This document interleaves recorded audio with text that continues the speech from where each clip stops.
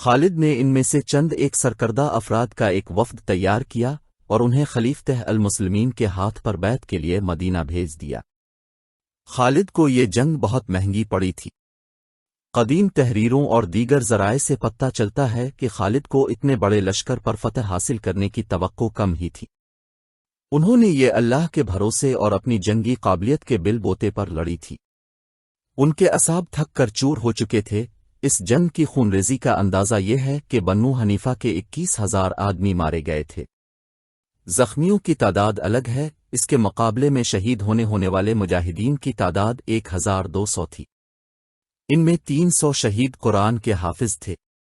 یہاں یہ امر قابل ذکر ہے کہ جب خلیفہ ابوبکر کو اطلاع ملی کہ شہیدوں میں 300 حافظ قرآن تھے تو انہوں نے یہ سوچ کر کہ جنگوں میں قرآن کے تمام حافظ شہید ہو سکتے ہیں، حکم دیا کہ قرآن ایک جگہ تحریر میں جمع کر لیا جائے۔ چنانچہ پہلی بار قرآن کو اس شکل میں جمع کیا گیا جو آج ہمارے سامنے ہے۔ جنگ یمامہ کے بعد خالد کی کیفیت یہ تھی کہ جسمانی اور ذہنی لحاظ سے شلشل ہو چکے تھے۔ لیلا ان کے تھکے ماندے اعصاب سہلاتی تھی۔ مورخوں نے لکھا ہے کہ کسی بھی جنگ میں مسلمانوں کا اتنا جانی نقصان نہیں ہوا تھا۔ اب ایک ہی بار 1,200 مجاہدین شہید ہو گئے تو باقی مجاہدین پر جیسے غم کے پہاڑ یا پڑے ہوں۔ خالد دکھ اور غم کو قبول کرنے والے نہیں تھے۔ اگر وہ مرنے والوں کا ماتم کرنے بیٹھ جاتے دل پر غم طاری کر لیتے تو سپہ سالاری نہ کر سکتے، انہیں آگے چل کر عراق اور شام فتح کرنا تھا۔ انہیں ارتداد کو کچل کر اسلام کو دور دور تک پھیلانا تھا، اس لیے وہ اپنے آپ کو رنج و الم سے آزاد رکھتے تھے۔ ولید کے بیٹے لیلا نے خالد سے کہا، میں تمہیں اس عظیم فتح پر ایک تحفہ دینا چاہتی ہوں۔ کیا اللہ کی خوشنودی کافی نہیں؟ خالد نے کہا، وہ تو تمہیں مل ہی گئی ہے۔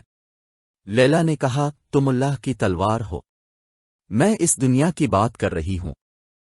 تم بہت تھک گئے ہو، تحفہ کیا ہے؟ خالد نے پوچھا۔ مجا علیہ السلام بن مرارہ کی بیٹی، لیلا نے کہا، تم نے اسے نہیں دیکھا؟ میں اس کے گھر گئی تھی، بہت خوبصورت لڑکی ہے، یمامہ کا ہیرا ہے، وہ تمہیں چاہتی بھی ہے۔ کہتی ہے کہ خالد عظیم انسان ہے جس نے ہم پر فتح پا کر بھی اعلان کیا ہے کہ کسی عورت کو لونڈی نہیں بنایا جائے گا، حالانکہ اسے یمامہ کی عورتوں نے دھوکہ دیا تھا۔ اس دور میں عربوں کے ہاں سوکن کا تصور نہیں تھا۔ خالد نے مجا علیہ السلام بن مرارہ سے کہا کہ وہ اس کی بیٹی کے ساتھ شادی کرنا چاہتے۔ مورخوں نے لکھا ہے کہ مجا علیہ السلام اتنا حیران ہوا جیسے اس نے غلط سنا ہو۔ کیا کہا تو نے ولید کے بیٹے؟ مجامیہ نے پوچھا۔ میں تمہاری بیٹی کے ساتھ شادی کرنا چاہتا ہوں۔ خالد نے اپنی بات دہرائی۔ کیا خلیفہ ابوبکر ہم دونوں سے خفا نہ ہوں گے؟ مجا علیہ السلام نے کہا۔ مجا علیہ السلام کے صحیح الفاظ یہ تھے، کیا خلیفہ ہم دونوں کی کمر نہ توڑ ڈالیں گے؟ خالد اسی بات پر اصرار کرتے رہے کہ وہ مجا علیہ السلام کی بیٹی کے ساتھ شادی کریں گے۔ آخر انہوں نے اس حسین اور جوان لڑکی کو اپنے عقد میں لے لیا۔ یہ خبر مدینہ پہنچی تو خلیفہ المسلمین ابوبکر صدیق نے خالد کو خط لکھا، او ولید کے بیٹے، تمہیں کیا ہو گیا ہے؟ شادیاں کرتے پھرتے ہو؟ تمہارے خیمے کے باہر 1200 مسلمانوں کا خون بہہ گیا ہے، تم نے شہیدوں کا خون بھی خشک نہیں ہونے دیا۔ یہ عمر بن خطاب کی کارستانی ہے۔ خالد نے یہ خط پڑھ کر زیر لب کہا، یاد رہے کہ یہ عظیم صحابہ کی آپس کی گفتگو ہے جن کا سب کچھ اللہ اور رسول اللہ پر نثار تھا۔ بعض ناعاقبت اندیش منظر پس منظر جانے بغیر ان سے بدگمانیاں پیدا کرنے کی کوشش کرتے ہیں۔ ان کی رفتوں کے ادراک کے لیے رگوں میں حلال خون کا ہونا شرط اول ہے۔ یہ معاملہ سرزنش کے خط پر ہی ختم ہو گیا۔ خلیفہ ابوبکر نے خالد کو یہ پیغام بھی بھیجا کہ وہ یمامہ کے علاقے میں رہیں اور اگلے حکم کا انتظار کریں۔ خالد مجا علیہ السلام کی بیٹی اور لیلا کو ساتھ لے کر یمامہ کے قریب وادی دبر میں جا خیمہ زن ہوئے۔ 2 ماہ بعد انہیں اگلا ملا۔ فروری 633 کے پہلے ہفتے، ذیقعدہ 11 ہجری کے آخری ہفتے کے ایک دن خلیفہ ابوبکر صدیق سے ملنے ایک شخص آیا جس نے اپنا نام مسن بن حارثہ شیبانی بتایا۔ خلیفہ کے لیے اور اہل مدینہ کے لیے وہ ایک غیر اہم بلکہ گمنام آدمی تھا۔ اگر ایسا شخص کسی بادشاہ کے دربار میں جاتا تو اسے وہاں سے نکال دیا جاتا، لیکن ابوبکر کسی اقلیم کے بادشاہ نہیں بلکہ شہنشاہ دو جہاں کے خلیفہ تھے، جن کے دروازے ہر کسی کے لیے کھلے رہتے تھے۔ یہ شخص جب خلیفہ ابوبکر صدیق کے پاس آیا، اس وقت اس کے چہرے پر تھکن اور شب بیداری کی گہری پرچھائیاں تھیں، کپڑوں پر گرد تھی اور وہ قدرتی روانی سے بول بھی نہیں سکتا تھا۔ کیا مجھے کوئی یہ بتا سکتا ہے کہ یہ اجنبی مہمان کون ہے؟ امیر المومنین ابوبکر نے پوچھا۔ یہ شخص جس نے اپنا نام مسن بن حارثہ بتایا ہے، یہ معمولی آدمی نہیں۔ قیس بن عاصم المنقرہ نے جواب دیا، امیر المومنین، اس کے یہاں آنے میں کوئی فریب نہیں۔ شہرت اور عزت جو اس نے پائی ہے وہ اللہ ہر کسی کو عطا کرے۔ ہرمز جو عراق میں فارس کا سالار ہے اور جس کی فوج کی دھاک بیٹھی ہوئی ہے، مسن بن حارثہ کا نام سن کے سوچ میں پڑ جاتا ہے۔ امیر المبنس نے کسی اور نے کہا، آپ کا اجنبی مہمان بحرین کے قبیلہ بکر بنوائی کا معزز فرد ہے۔ یہ اسلام قبول کرنے والے ان لوگوں میں سے ہے جنہوں نے کفر اور ارتداد کی آندھیوں میں اسلام کی شمع روشن رکھی ہے، اور اس نے ہمارے سالار علا بن حضرمی کے ساتھ مل کر عراق کی سرحد کے علاقوں میں مرتدین کے خلاف لڑائیاں لڑکی ہیں۔ امیر المومنین کا چہرہ چمک اٹھا۔ اب انہوں نے مسن بن حارثہ کو بدلی ہوئی نگاہوں سے دیکھا۔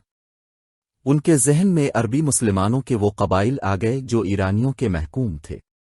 یہ عراق کے علاقے میں آباد تھے۔ یہ تھے بنو لخم، تغلب، ایاد، نمبر اور بنو شیبان۔ ایک روایت کے مطابق یہ وہ عربی باشندے تھے جنہیں پہلی جنگوں میں ایرانی جنگی قیدی بنا کر لے گئے اور انہیں دجلہ اور فرات کے ڈیلٹا کے دلدلی علاقے میں آباد کر دیا۔ ان قبائل نے ایرانیوں کا غلام ہوتے ہوئے بھی اپنے عقیدوں کو اپنے وطن کے ساتھ وابستہ رکھا۔ عرب میں اسلام کو فروغ ملا تو انہوں نے بھی اسلام کو قبول کر لیا۔ عراق سے سجا جیسے چند افراد نے نبوت کے دعوے کیے تو ان محکوم عربوں نے اس ارتداد کے خلاف محاذ بنا لیا۔ ادھر مسلمان ایک ایسی جنگی طاقت بن چکے تھے جن کے سامنے مرتدین اور کفار کے متحدہ لشکر بھی نہ جم سکے۔ دان جنگ سے ہٹ کر مسلمان جو عقیدہ پیش کرتے تھے وہ دلوں میں اتر جاتا تھا۔ اس طرح مسلمان عسکری اور نظریاتی لحاظ سے چھاتے جا رہے تھے، لیکن ابھی وہ آتش پرست ایرانیوں کے خلاف ٹکر لینے کے قابل نہیں ہوئے تھے۔ ایران اس وقت کی بڑی طاقتور بادشاہی تھی جس کے طول و عرض کا حساب نہ تھا۔ اس بادشاہی کی فوج تعداد اور ہتھیاروں کے لحاظ سے بہت طاقتور تھی۔ صرف رومی تھے جنہوں نے ان سے جنگیں لڑیں اور انہیں کچھ کمزور کر دیا تھا۔ اس کے باوجود خلیفہ ابوبکر ایران کی بادشاہی میں رسول اللہ صلی اللہ علیہ وسلم کا پیغام پہنچانے کا تہیہ کیے ہوئے تھے۔ ایرانی نہ صرف یہ کہ اسلام کو قبول کرنے پر تیار نہ تھے بلکہ وہ اسلام کا مذاق اڑاتے تھے۔ اگر مسلمانوں کا کوئی اینچی ان کے کسی علاقے کے امیر کے دربار میں چلا جاتا تو وہ اس کی بے عزتی کرتے اور بعض کو قید میں ڈال دیا کرتے تھے۔ حکومتوں اور حکمرانوں کے انداز اور خیالات اپنے ہی ہوتے ہیں، ان کے سوچنے کے انداز بھی مصلحت اور حالات کے تابع ہوتے ہیں، لیکن عوام کی سوچیں ان کے جذبوں کے زیر اثر ہوتی ہیں، اور ملک و ملت کی خاطر عوام آگ اگلتے پہاڑوں کے خلاف بھی سینہ سپر ہو جاتے ہیں۔ اس دور میں عراق ایران کی بادشاہی کا ایک صوبہ تھا۔ اس کا امیر حاکم ہرمز تھا جو اس دور میں مانا ہوا جنگجو اور نڈر جنگی قائد تھا۔ ظالم اور بدتینت اتنا کہ اس کے علاقے کے لوگ کسی کے خلاف بات کرتے تو کہتے تھے وہ تو ہرمز سے بڑھ کر کمینہ اور بد فطرت ہے۔ اس کے ظلم و ستم کا زیادہ تر شکار مسلمان تھے جو دجلہ اور فرات کے سنگم کے علاقے میں رہتے تھے۔ ان کے خلاف ہرمز کو یہی ایک دشمن تھی کہ وہ اسلام کے پیروکار ہیں۔ کسی ایرانی کے ہاتھوں کسی مسلمان کا قتل ہو جانا اور کسی مسلمان عورت کا اغوا کوئی جرم نہیں تھا۔ ہندوؤں کی طرح ایرانی مسلمانوں کو تکلیف پہنچا کر کسی بہانے ان کے گھروں کو لوٹ کر اور جلا کر خوشی محسوس کرتے تھے۔ مسلمان خوف و ہراس میں زندگی گزار رہے تھے۔ مسلمان جس علاقے میں آباد تھے اس کی زمین سونا اگلتی تھی۔ اناج اور پھلوں کی پیداوار کے لیے وہ علاقہ بڑا ہی زرخیز تھا۔ یہ علاقہ جو کم و بیش 300 میل لمبا تھا۔ زرخیزی اور شادابی کے علاوہ قدرتی مناظر کی وجہ سے حسین خطہ تھا۔ حاکم عیش و عشرت کے لیے اسی علاقے میں آتے اور کچھ دن گزار کر جاتے تھے۔ اس زرخیز اور شاداب علاقے میں مسلمانوں کو آباد کرنے کا یہ مقصد نہیں تھا کہ وہ کھیتی باڑی کریں اور خوشحال رہیں، بلکہ انہیں یہاں مزارعوں کی حیثیت سے رکھا گیا تھا۔ وہ زمین کا سینہ چیر کر شبانہ روز محنت اور مشقت سے اناج اور پھل اگاتے، مگر اس میں سے انہیں محض زندہ رکھنے کے لیے کافی ہوتا تھا۔ زمین کی اگلی ہوئی تمام دولت حاکموں کے گھروں میں اور ایرانی فوج کے پاس چلی جاتی تھی۔ مسلمان مزارعوں کے لیے غربت اور ایرانیوں کی نفرت رہ جاتی تھی۔ مسلمان اپنی جوان بیٹیوں کو گھروں میں حصہ ملتا جو چھپا کر رکھتے تھے۔ کسی ایرانی فوجی کو کوئی مسلمان لڑکی اچھی لگتی تو وہ کسی نہ کسی بہانے اس کے گھر والوں پر کوئی الزام عائد کر کے اسے اپنے ساتھ لے جاتا تھا۔ ایرانی فوجی کسی بہانے کے بغیر بھی مسلمان لڑکیوں کو اپنے ساتھ زبردستی لے جا سکتے تھے، لیکن غلامی اور مظلومیت کے باوجود مسلمانوں میں غیرت کا جذبہ موجود تھا۔ پہل زبردستی اغوا کی وارداتیں ہوئیں تو مسلمانوں نے 2-3 فوجیوں کو قتل کر دیا تھا۔ مسلمانوں کو اس کی سزا تو بڑی ظالمانہ ملی تھی اور انہیں اپنی لڑکیوں کو بچانے کی قیمت بھی بہت دینی پڑی تھی، لیکن زبردستی اغوا کا سلسلہ رک گیا تھا۔ آتش پرست ایرانی اپنے فوجیوں کو سانڈوں کی طرح پالتے تھے۔ ہر سپاہی اس قسم کی زرہ پہنتا تھا کہ سر پر آہنی زنجیروں کی خود اور بازوؤں پر دھات کے خول اس طرح چڑھے ہوئے تھے کہ بازوؤں کی حرکت میں رکاوٹ نہیں ہوتی تھی۔ ان کی ٹانگوں کو بھی بڑے سخت چمڑے کسی دھات سے محفوظ کیا ہوتا تھا۔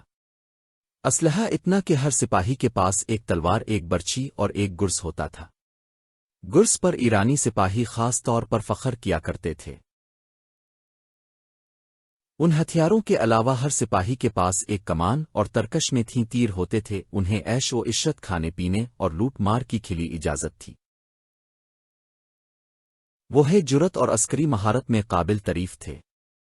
ان کی کمزوری کہ وہ صرف آمنے سامنے کی لڑائی لڑ سکتے تھے اور لڑتے بھی بے جگری سے تھے، لیکن اتنا اسلحہ اٹھا کر وہ نقل و حرکت نہیں کر سکتے تھے۔ کسی دستے جیش کو فوراً ایک جگہ سے دوسری جگہ جانا پڑتا تو وہ مطلوبہ وقت میں نہیں پہنچ سکتے تھے۔ اتنے زیادہ ہتھیاروں کا بوجھ انہیں جلدی تھکا دیتا تھا، البتہ ان کی تعداد اتنی زیادہ تھی کہ ان کی سخت رفتاری کی کمزوری کو چھپا لیتی تھی۔ دجلہ اور فرات کے سنگم کے علاقے کے جنوب میں ابلا ایک مقام تھا جو عراق اور عرب کی سرحد پر تھا۔ اس زمانے میں ابلا ایک شہر تھا۔ اس کے ارد گرد کا علاقہ شاداب اور سرسبز تھا۔ وہاں بڑے خوبصورت جنگل اور ہری بھری پہاڑیاں تھیں۔ تاریخی اہمیت کا علاقہ تھا۔ آج بھی وہاں کھنڈرات بکھرے ہوئے ہیں جو بزبان خاموشی تاریخی کہانیاں سناتے ہیں۔ ہر کہانی عبرتناک ہے۔ اس خطے میں ان قوموں کی تباہی اور بربادی کے آثار بھی موجود ہیں جنہوں نے عیش و عشرت کو زندگی کا مقصد بنا لیا تھا اور رعایا کو وہ انسانیت کا درجہ نہیں دیتے تھے۔ خدا نے انہیں راہ مستقیم دکھانے کے لیے پیغمبر بھیجے اور آن لوگوں نے پیغمبروں کا مذاق اڑایا اور کہا کہ تم تو ہم میں سے ہو اور دنیا میں تمہاری حیثیت اور تمہارا رتبہ بھی کوئی نہیں، پھر تم خدا کے بھیجے ہوئے پیغمبر کس طرح ہو سکتے ہو؟ آخر خدا نے انہیں ایسا تباہ و برباد کیا کہ ان کے محلات اور ان کی بستیوں کو کھنڈر بنا دیا۔ خدا نے ان کا تفصیلی ذکر قرآن میں کیا اور فرمایا، کیا تم نے زمین پر گھوم پھر کر نہیں دیکھا کہ جو اپنی بادشاہی پر اتراتے اور خدا کی سرکشی کرتے تھے اور جو اونچے پہاڑوں پر اپنی یادگاریں بناتے تھے کہ ان کے نام ہمیشہ زندہ رہے، وہ اب کہاں ہے؟ اب زمین کے نیچے سے ان کے محلات اور ان کی یادگاروں کے کھنڈرات نکل رہے ہیں۔ ان کے بعد بھی پر شک و شہنشاہ آئے اور ایک کے بعد ایک اپنے کھنڈرات چھوڑتا گیا۔ بابل کے کھنڈر بھی آج تک موجود ہیں۔ اس خطے میں اشوری آئے، ساسانی آئے، اور اب جب مدینہ میں حضرت ابوبکر صدیق امیر المومنین تھے۔